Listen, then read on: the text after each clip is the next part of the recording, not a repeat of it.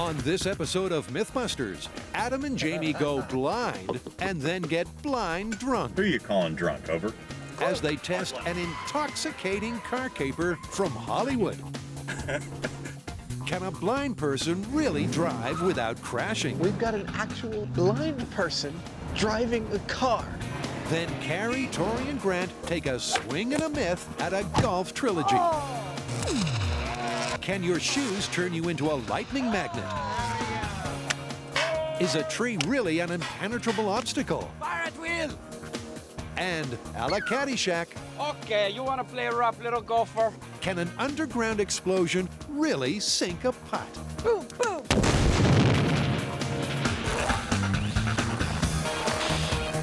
Who are the MythBusters? Adam Savage I can't believe that this is my job. and Jamie Heineman. That's kind of intense. Between them, more than 30 years of special effects experience. Whoa! Joining them, We killed the ninja! Tori Belleci, All right, what's the plan? Grant Imahara, We're gonna be meat waffles, man. and Carrie Byron. Explosives and electricity. Woo! They don't just tell the myths, they put them to the test.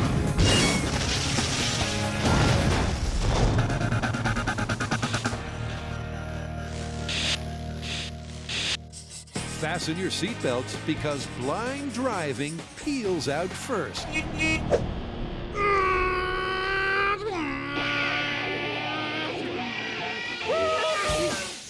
What are you doing? I'm driving blind. Why? Because it's our next myth. Oh, you mean like in The Scent of a Woman?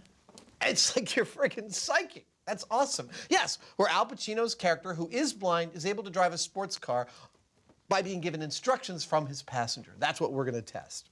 Hoo-ah! In Scent of a Woman, a blind driver takes a sports car for a high-speed spin.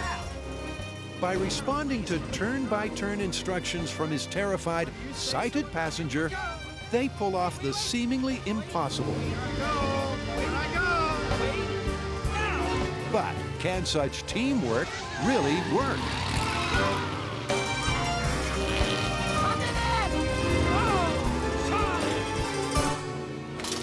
I assume you have a plan. I do, and it's a pretty simple one. I figure we need a blindfold, a car, and a closed course to drive on. I'll put on the blindfold and go wherever you tell me. And can we take turns? Absolutely. I think it's imperative that we both have a crack at it.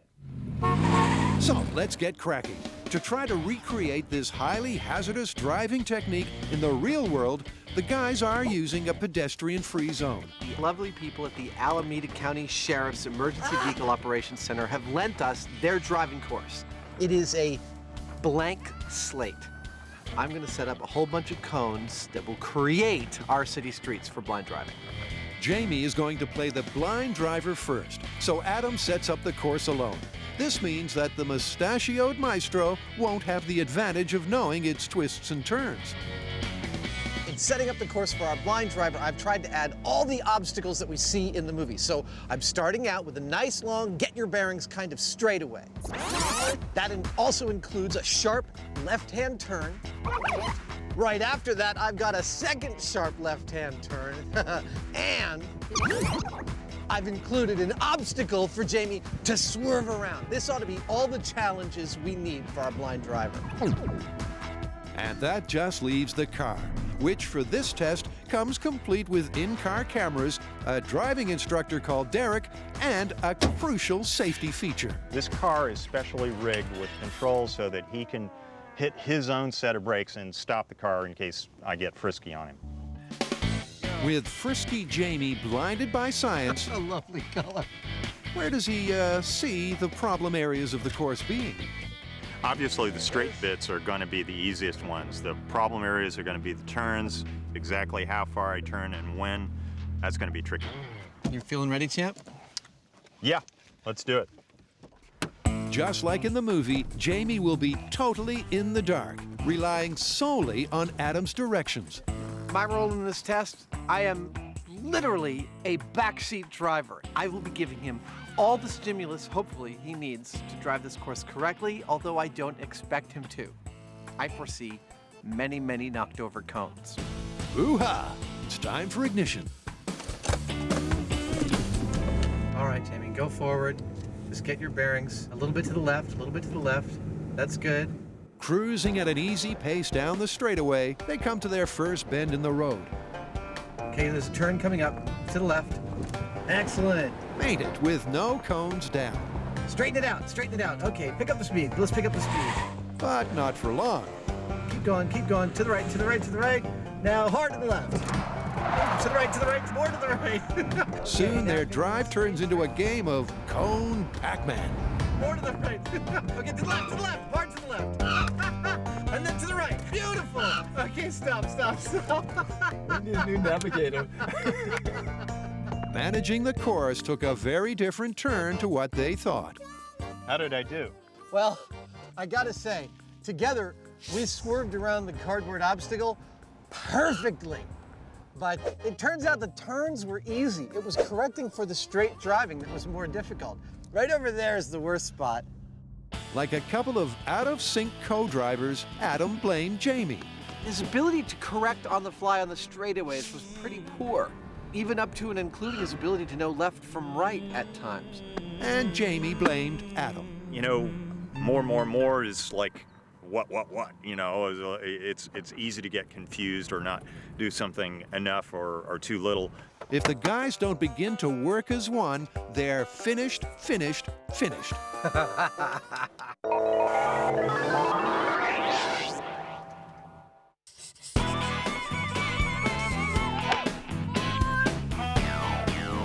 So Grant, what's with the sweater? Did you retire? No, I'm not retiring yet. I'm merely appropriately dressed for our next series of myths. Is the next series of myths about fashion disasters? No. With over 60 million golfers around the world, it's no surprise that the website's been inundated with requests to do myths about golf. The first one is that a tree is 90% air. Yeah, I've heard that one. And a lot of golfers say if your ball gets stuck behind a tree, instead of shooting around the tree, it's better to shoot through it because you have a 90% chance of getting through because it's 90% air. Great. So all we need is a bucket of balls, some golf clubs, camp out behind a tree, see how many we hit through. Sounds good to me.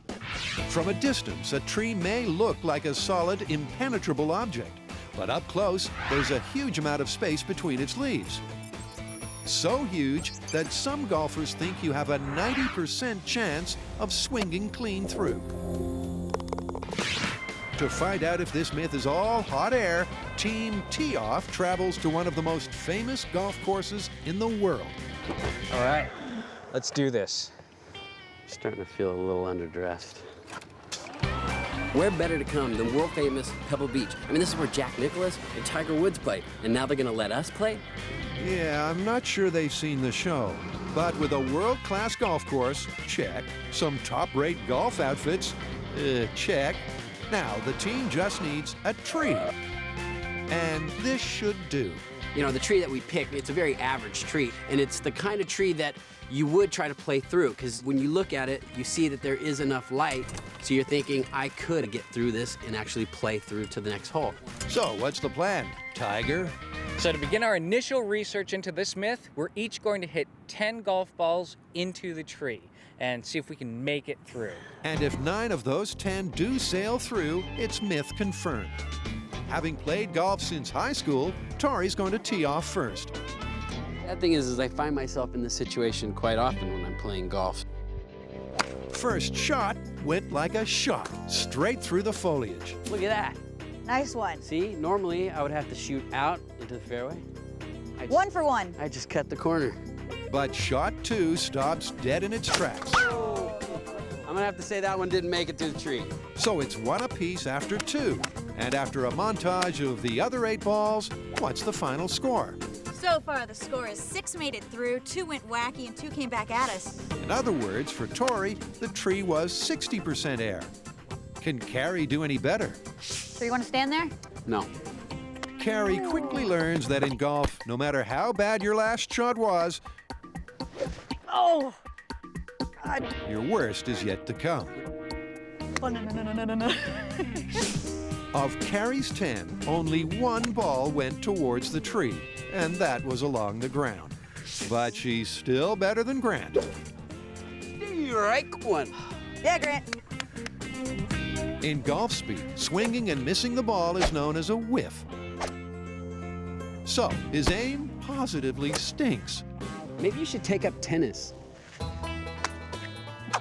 So far, our threesome has dug up plenty of dirt. But nearing a conclusion, they ain't. Okay, well, this was not very scientific. Out of 30 balls, how many of them actually counted? Yeah, not many. You know, we're gonna have to figure out a way to get these balls to go at a consistent speed, and we're gonna need to aim it at the tree so that way we get a good test. The team had better get a grip. To solve this myth, they still have a fair way to go. Let's try it again. Buckle up, because Adam and Jamie are on a movie-inspired collision course. Apparently, a few simple instructions and a blind person can drive with ease. So far, on a closed track with Jamie steering blindfolded and Adam navigating, Now, hard to the left. it was a mess of miscommunication. Okay, to the left, hard to the left. And then to the right. Okay, stop. Now, to swap places. Driving gear on. Okay, go ahead, Adam. They start out good, Doing good. Doing good. but it's not long before things go bad. Brake hard left. Too hard. Straighten it out. If they were on a real street, Adam would now be up over the sidewalk Hard left. Straighten it out. More. and into the foyer of an office building. Right. Right. Left. Okay, stop. That was great. Was it? Man, you nailed that. Every single one of them. Apparently, I did great. And by great, I mean I drove appallingly. Just about like what I'd expect a blind person to drive like. Once again, Jamie believes Adam is at fault. Adam did pretty much exactly what you would think he would do as a blind driver. In other words, he was erratic. Subtle controls. Adam doesn't drive that way normally, and he doesn't drive that way blind. And Adam thinks Jamie is. Honestly, I feel like he gave up a little too quickly. Right. Oh. Right. I could tell halfway through that he was kind of just like, left, right, you know. The blind driver theory is looking like it's on the road to being busted. But the guys did confirm one thing. There's no I in team. This is all about teamwork. It's not about the driver or the navigator. It's about how both of them are working together. They really have to get in sync for this to work. So, shall we take it to the max? We really need a blind guy. I totally agree. No one will believe this is plausible until we get an actual blind guy in the driver's seat.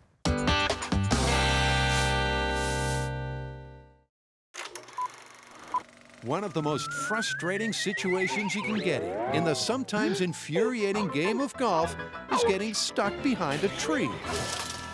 To swing you out of the jungle, Nice. the team has been testing the myth that when blocked by a tree, you should try to shoot right through it. I'm gonna have to say that one didn't make it through the tree. The theory is that although a tree looks solid, 90% of its volume is air, meaning a ball will sail through 90% of the time. But so far, their golfing skills have been so bad that testing the myth has been impossible. And that means they're gonna need a plan B. Oh! I know, it's pretty obvious. In order to test this properly, we're gonna have to take ourselves out of the equation, which means only one thing. We're getting Tiger Woods? No, better! We're gonna build a robot! We're gonna build a machine that fires balls at the same speed and angle as a professional golfer. Then we shoot a really big sample size, like 100 balls, and see if they go through the tree 90% of the time. What is it with you and these robots? Was that your like default button? Yeah, it's like the control alt delete, really. Grant's mantra in life is, if in doubt, build a robot.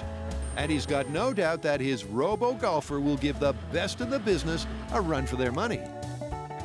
Not even Tiger Woods could shoot a golf ball in roughly the same area 100 times in a row, 200 times in a row to test this. So, I'm going to build a golf ball shooting cannon.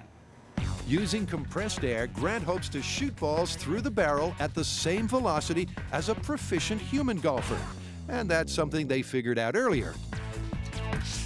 Before they left Pebble Beach, the team met pro golfer Laird Small to precisely analyze his swing. How you doing? I'm Tori. Tori, welcome to Spyglass Hill and Pebble Beach. Glad you're here. Using the high-speed camera, they determined that when ball leaves club, it does so at around 150 miles an hour. So that's what Grant's aiming for. It makes it look so easy. Well, he is the pro. We don't want it to be superhuman to give it some advantage at getting through the tree. Time to test its oomph. Dialed in at 40 PSI. Here we go. In 3, 2, 1.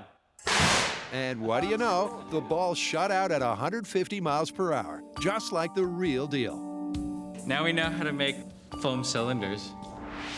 Armed with their machine and a serious amount of balls, the team heads back to the course for the 90% Air Invitational. I think that is our tree. So the myth is that a tree is 90% air, which theoretically gives you a 9 out of 10 chance of shooting through it and making it through. That's the theory, and to test it out, they're going to start with a tree-free control, like all good science golfers do. We want to see how the tree affects the distance of the ball. So we're going to shoot 100 balls without a tree in the way and 100 balls with the tree in the way and see how far they go. Fire at will. 3, 2, 1. Perfect drive. You're on the green.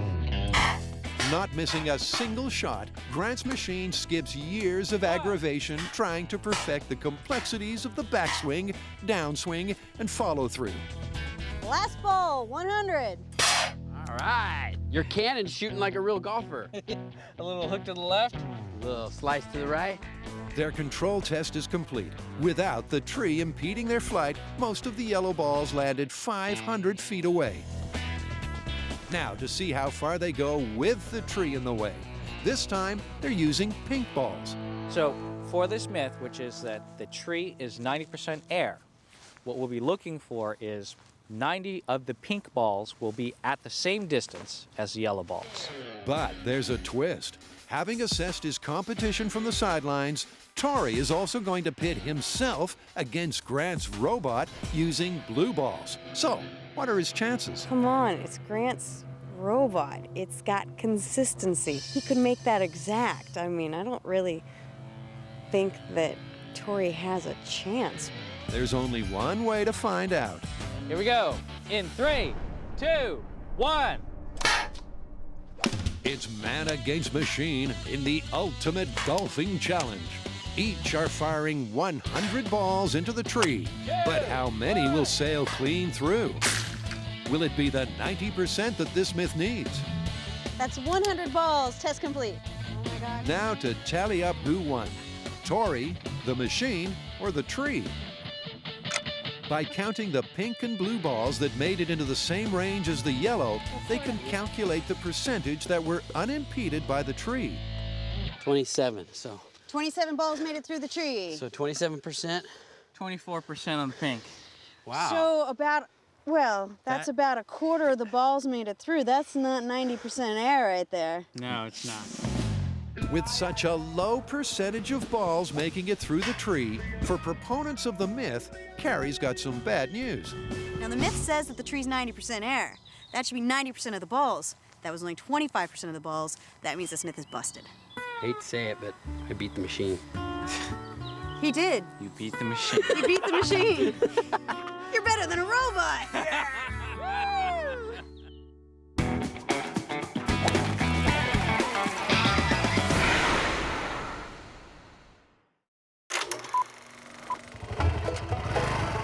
Adam and Jamie are testing the myth that a blind person can drive a vehicle without crashing if they're told where to go by a sighted person.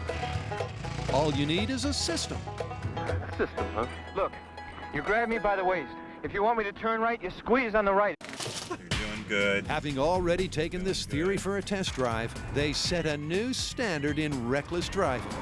Now, they're shifting it into high gear. But we realize that's not enough. We need an actual blind person behind the wheel of the car. And more than that, we need to raise the stakes. A closed course isn't good enough. We need city streets. Safely away from inhabited neighborhoods, the site for their trial is an abandoned military base. If this once thriving community feels spine-chillingly familiar, it is. Carrie, Tori, and Grant use the derelict streets of Cypress Knolls to test the cost of road rage. Where did those rats go? Where did you go? This location is amazing. They are residential streets, and they're totally abandoned, and I gotta tell you, it's creepy as heck. It really is post-apocalyptic, and I'm expecting a zombie horde to come crawling out of a basement at any moment. Nice view, just like home.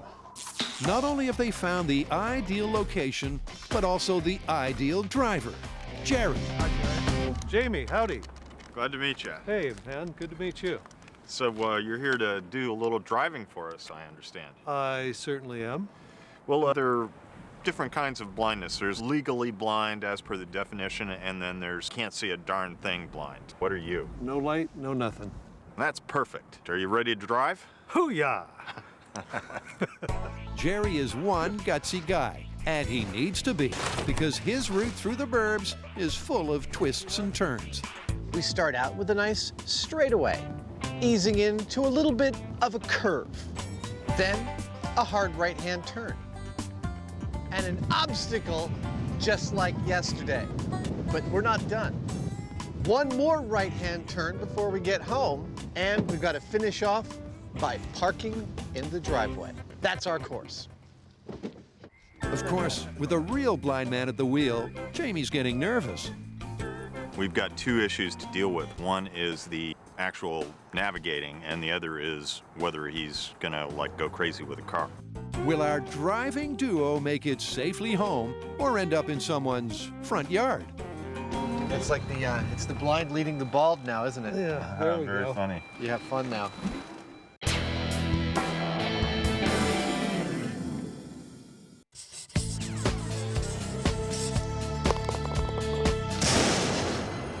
Up next, we have a real shocker of a myth. That's right. This one involves thunderbolts and lightning. Very, very frightening. Now, the myth is that if you're playing a round of golf in a thunderstorm and you're wearing metal cleats, you're more likely to get hit by lightning. We know playing golf in a thunderstorm is seriously dangerous, but this myth is not about holding a club in the air or a golf umbrella. That's obviously a bad idea. This is about whether the metal cleats in the bottom of your shoes actually attract the lightning. This myth isn't out of thin air. Golfers are sometimes struck by lightning because it's attracted to their highly conductive metal clubs. But could metal cleats on their shoes also be enough to attract a bolt from the blue? All right, well, this myth is a little problematic. First of all, not many lightning storms this time of year. And secondly, it's just too dangerous to film in one. Yeah, and the chances are the camera crew would be the first to get hit, and we don't want that to happen, do we? Agreed. So to keep all of us safe, let's build two ballistic gel dummies with the same electrical resistance as a person. We'll put regular plastic cleats on one and metal cleats on the other and see which gets hit by lightning. All right, well, for the lightning, we should go to an electric company that has a test facility. This way we have a controlled environment. We can put our ballistic golfers wherever we want them, and then we could see if we can fry them with one of these lightning bolts. Good ideas. To explore this high voltage theory, Tori gets started by modifying a pair of mannequins. Ballistic gel golfer. Will lightning be attracted to your golf cleats? For the later tests, it's crucial that these golfer stand-ins have the same electrical properties as the human body. And filling them with a special ballistics gel should do just that. The ballistics gel is going to give us the same kind of resistance to electricity as the human body. Okay. Yeah. He's a unicorn. When they're set, they head out to the links in search of lightning.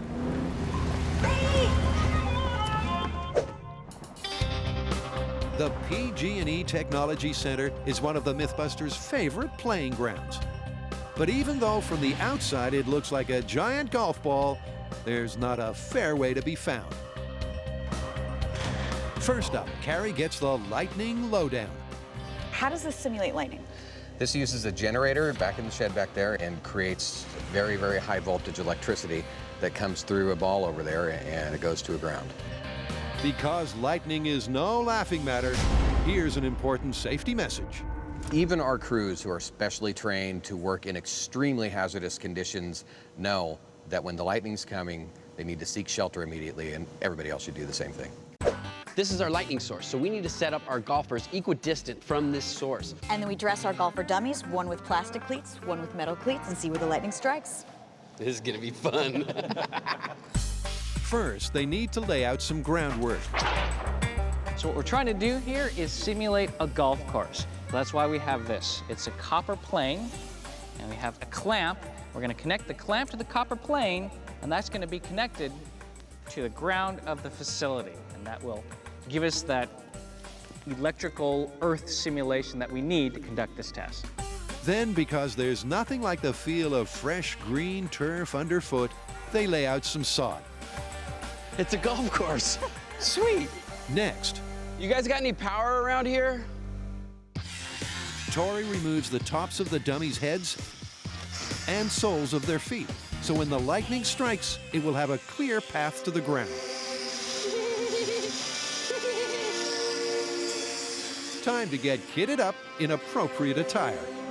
We want to give this myth the best possible chance of working, so we have found some leather-soled shoes with metal cleats. It's going to give us a best conduction path.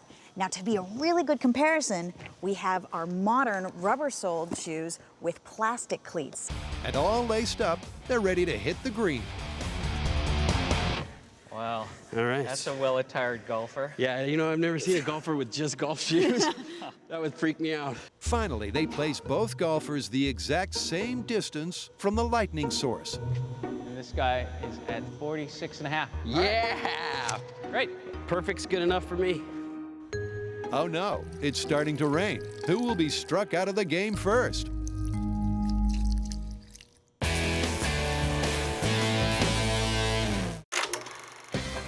Can a totally blind person drive a car without getting into a wreck? The theory is yes, if they do it as a two-man team with a sighted person navigating. And right here, right now, it's time to put that theory to the test.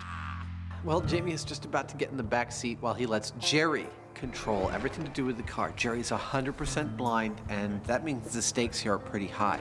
And if I had to make a prediction, I think there might be some curbage on this trip.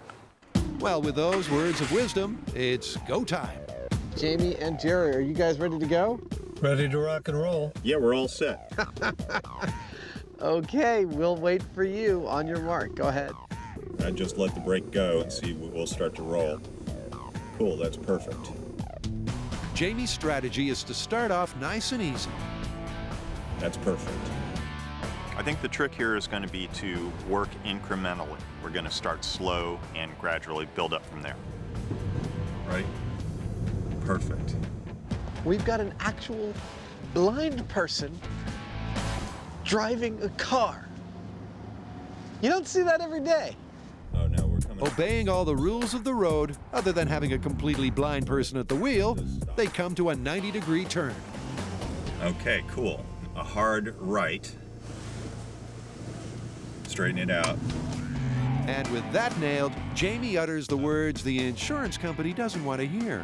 Give it a little gas. That's right, Jamie gets Jerry to put his foot down. More gas. That looks good. Okay. It's a good speed. Wow, he's going about 20 miles an hour now. This is for real, man. A little more gas. Traveling over the limit in a residential area. Jerry is officially speeding. 35 miles an hour. He even clears the obstacle without breaking a sweat. Jerry's final test requirement could be the toughest. Now comes the last obstacle, parking. Start to brake. Now turn hard left. But it looks like Jerry will successfully avoid traffic school. And stop. You made it. No injuries, no impacts, no nothing. That was fantastic. Yo. Jerry, shake my hand. Yo. You are a natural. Yo. Had a good guide. You know, I think that Jerry was better than either of us because he has no preconceptions about how he wants to drive. Yeah, he followed my instructions exactly, and it was a piece of cake. Jerry's ability to drive is astounding. I wouldn't have known he was blind watching him drive around our course. That was amazing. So what was the experience like from Jerry's perspective? I found it very easy to follow Jamie's instructions. Coming up to a stop. He was very calm, very deliberate, and it was easy to just meld into it and do what he told me. So where do the guys park this blind driving myth? Based on what I'm seeing at this point, the scene in the movie is totally plausible, with the one small caveat that this was something that we planned out. If you're doing it like in city traffic and impromptu, it might be a little different. But watch this space, because there's a dangerous twist in the tale for this myth. Would Jerry be as in control if Jamie wasn't? Jerry, what do you say? Are you willing to let a drunk Jamie guide you while driving? Sure, as long as I get a shot at that bottle after we're all over. That's the spirit. In this Thunderdome, the team set up 2 ballistics dummies equidistant from a high-voltage source. The only difference is one is wearing shoes with metal cleats, the other plastic. So what are they looking for? To confirm this myth, we need to see a definite trend of lightning discharging into the dummy with the metal cleats. And with the dummies sitting pretty, it's time to unleash the lightning. All right, you guys, this is it. 10 strikes. Got 2 identical dummies. One has metal cleats, the other has plastic. All right, fire it up. One on plastic. 2 plastic, 1 metal. The guys are unleashing 10 bolts from the blue and keeping a tally of who gets hit, the metal cleat golfer or his plastic-preferring counterpart. 2 on the metal, 4 on the plastic. And after a shocking few minutes, the results are in. 6 on the plastic, 4 on the metal. So for our first test, we had 2 identical ballistics gel dummies at equal distances from our high voltage source. What we saw was a fairly equal distribution of lightning strikes between the 2, which indicates that there's no difference having the metal cleats. So that means metal cleats do not attract lightning. This myth is busted. Busted. Busted. But the team isn't finished with the lightning cleats theory just yet. Next test, we're gonna load up our golfer with the metal cleats with more metal. We're gonna have chains, watches, keys, change, whatever, and see if that attracts more lightning strikes. To make sure the metal makes contact with the ballistics gel, Tori drills holes in the dummy's fiberglass shell. Will all the extra bling attract some extra zing? Did you take your retainer out?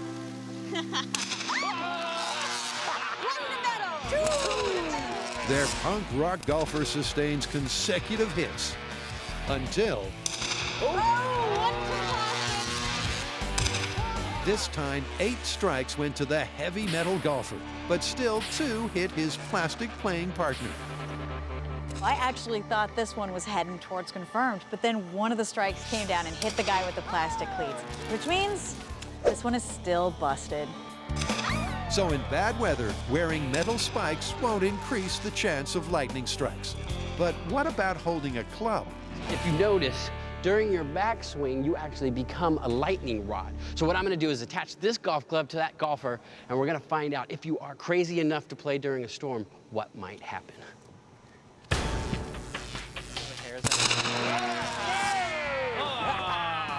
What a shocker! In less than a second, a single strike of lightning can heat the air to 60,000 degrees Fahrenheit. Our guy is literally melting under the pressure. Well, maybe that's why you're not supposed to play golf in a lightning storm. But you gotta hand it to him. He never loses his grip.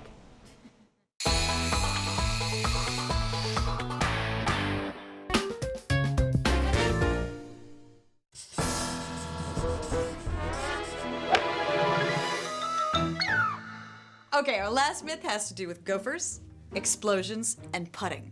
You're talking about the final scene in Caddyshack. I love that movie. Precisely, the American classic. Let me set the scene for you. It's my favorite part. Okay, the greenskeeper's going mad trying to catch a gopher he just can't get. So he decides he's going to exterminate him with C4. He puts C4 down each of the gopher holes and gets ready to blow him to smithereens. But before he pushes the button, 50 yards away, there's a golfer trying to make the winning putt. He hits the ball, but it catches just on the edge of the cup. And then the groundskeeper sets off the explosions with big bursts of fire, destroys half the golf course, and sinks the winning putt. All right, so we need to find out if C4 causes that much damage, and if it does, is the shock wave strong enough to knock the ball into the cup? Exactly. Okay, let's get some explosives and head back to Pebble Beach. You know what, actually, your golf swing already destroyed half of their golf course, so they're actually not letting us come back. So we're gonna have to find another place to do the experiment. Sorry, man. Maybe learn how to play golf. It's a great gopher golf scene where you get 2 myths for the price of 1. First, will C4 really explode into great balls of fire? And second, will the resulting shockwave be enough to knock a teetering ball into the hole? As a golf course substitute, the team has found a field perfect for their experiments. Here's our golf course. Not for long. Yeah. Sweet. We're at Riversdale Ranch. It's a huge field. It kind of looks like a golf course. There's tons of gopher holes, and they've agreed to let us blow it up with C4. How great is that? Gopher hole. Sure enough, the ground is riddled with the telltale signs of gophers. Oh my God, this thing had so many gophers. This field is perfect. But don't worry, animal lovers, this is a gopher ghost town. This is an area where gophers have already been exterminated, which means there are no little creatures running around and we're not going to do any damage. This is just, you know, a little homemade gopher golf course. Before they explore movie land, This is going to be a whole lot of fun, huh? as curious as bright-eyed rodents, the team wheels out a gadget used by real-life professional exterminators. Now, professional exterminators have a number of tools at their disposal. They have chemicals that they can use, they have traps, and then they have the Rodex 5000. Spraying an explosive mixture of oxygen and propane, the Rodex 5000 sends a shudder through gophers across the land. Okay, you want to play a rough little golfer? Tori inserts the nozzle of the rodent ridder at someone's former front door. But before they fire it up, Grant has a serious safety warning. It's good that we're all wearing pants. As they say, if the explosion comes back around you, it can blow the dirt right up your shorts. All right, stand back it is. All right, gassing up. The team carefully releases the combustible concoction into the burrow. Okay, you're at a minute. A lot of gas. And after letting it build up within the network of tunnels below, it's time for ignition. Okay, that's 2. Valve closed. This is Golf Gopher Test Commercial Gopher Exterminator in 3, 2, 1.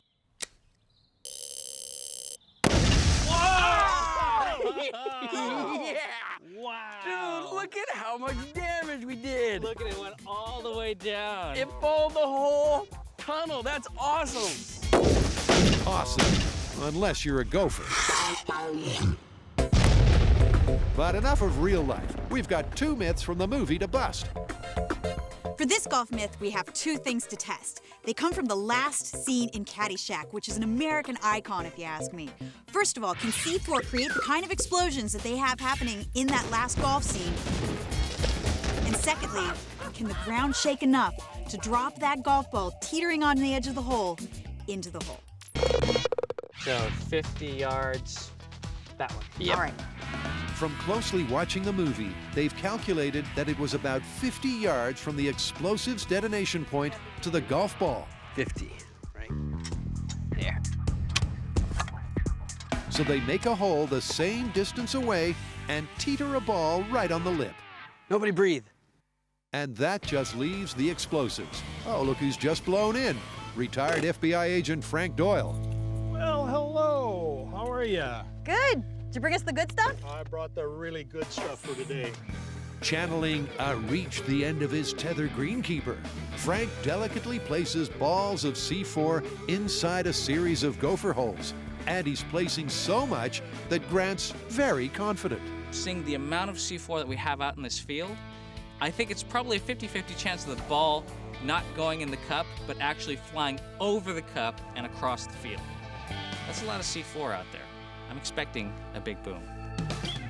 But will it be a big fiery boom? And will it sink the putt? Fire in the hole! Fire in the hole! Here we go. In 3, 2, 1. Oh my God! That was awesome! The boom sure was a blast, but part one of the myth is already up in smoke. The main difference between the explosion that we saw with real C4 in real gopher holes and what you see in the movie is an element of fire. And what we saw is just a blast of dirt going straight up. In other words, the movie Fireball was a fake. But what about the blast's power? Well, at Gopher Ground Zero, things are looking promising. Hey, look at the size of these holes. I think this might be actually a very effective gopher extermination method. This is an effective golf course extermination method. Look at no that. kidding, man. There's a crater. It's created a gopher graveyard crater at the blast site. But what's happened on the green? Great explosion. Oh, it didn't go in the hole. You know what? That's not surprising. I mean, that was a cool explosion, but the shockwave wasn't enough to knock it in. I really thought it would. So where does that leave their Caddyshack recreation? So that's negative on the golf ball, negative on the explosion. So this one's busted. Busted. But as in Hollywood, if at first you fail, then just fake it. Any way you look at this one, it's busted, but we're not done yet. We want to replicate the explosions that they had in Caddyshack. And Frank has got something special for us. Real special. Yep, Frank has something guaranteed to get that Hollywood-inspired fireball. Gasoline. Those varmints aren't gonna know what hit them. He places the containers in a line all the way along a burrow. And with the stage set, the team can't wait to be entertained. Da da da da da da da da da da 3, 2, 1, boom, boom.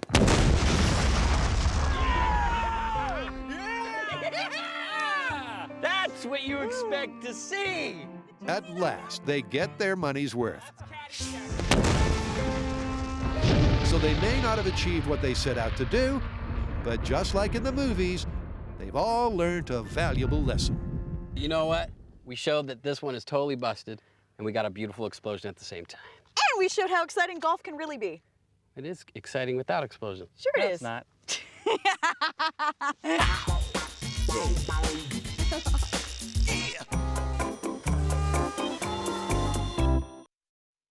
Jamie and Adam have confirmed the movie myth that a blind person can drive a car, accident-free, Now turn hard left.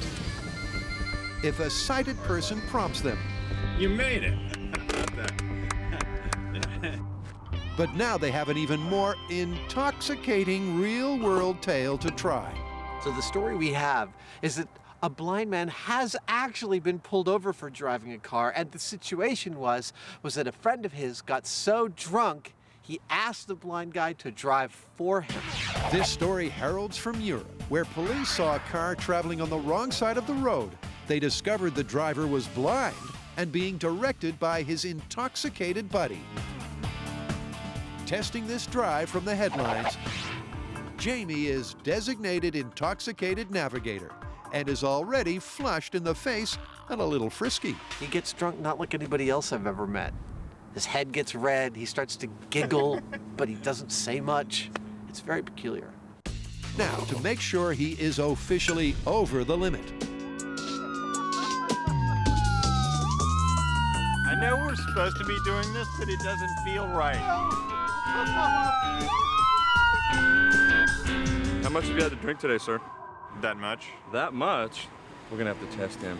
an on-the-spot sobriety test is required, beginning with a physical. Finger to nose, left.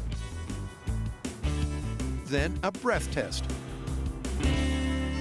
Keep going, keep going. The evidence is irrefutable. That's good. The Heineman is drunk. You're not allowed to drive. Thank goodness. The responsibility of driving home is up to blind man Jerry and his nerves of steel. Okay, a little curb. the driveway. The effects of imbibing alcohol include a decrease in reaction time and intellectual performance. So will Jamie's directions be as clear intoxicated as they were sober? All I've got to do is say right and left or slower or faster. So I think Jerry's going to take us home quite nicely. Follow car to drunk navigator. Follow car to drunk navigator. Who are you calling drunk, over? Well, you better be drunk for this test to work. Are you ready? Yeah, whatever. Okay, whenever you feel like going, we'll follow. A common consequence of people being drunk is that they think they're funnier than they really are. Floor it. Yes. He knows better than to listen to me. Another is that their perspective of events Straighten out. Right. can be very different to non-drinking observers. Oh, I swear he is weaving a lot more around the road. It's like, whoa, whoa, whoa, whoa, we got some curb action there. Hard left. Feelings of affection can also become magnified Oh, you're so good. and make others feel uncomfortable. Right. Drunk Jamie as a navigator made me a lot more nervous. He gave a lot of positive reinforcements, and it wasn't as useful. Good little bit of left. But what's important for this test is that drunk Jamie is making Jerry weave the road like he's the one who's been swigging bourbon. For the first time, driving instructor Derek has to help Jerry control the car. The situation felt a little less in control, and twice Derek intervened. He grabbed the wheel once, and he also hit the brake once. Hard right. But the guys do manage to pull into the drive in one piece. You got me home and I was drunk. Thank you, Jerry. You're my best friend. You bet your sweet pippin. From where Adam was sitting, there was a very distinct difference between Jamie's navigation skills sober versus drunk. You were weaving much more from right to left, right to left. There's a lot of delay in correction, and if I was a cop behind you, I would be pulling that car over thinking there's a drunk man behind the wheel. I don't know which is worse, being blind or blind drunk. So if you ever consider the blind driving method of getting somewhere, call a cab. Hoo-yah!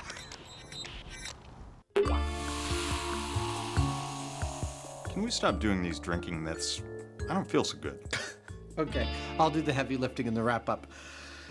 I think you and I proved on the closed course that with a little practice, it is possible to drive while blindfolded as long as your instructions are competent.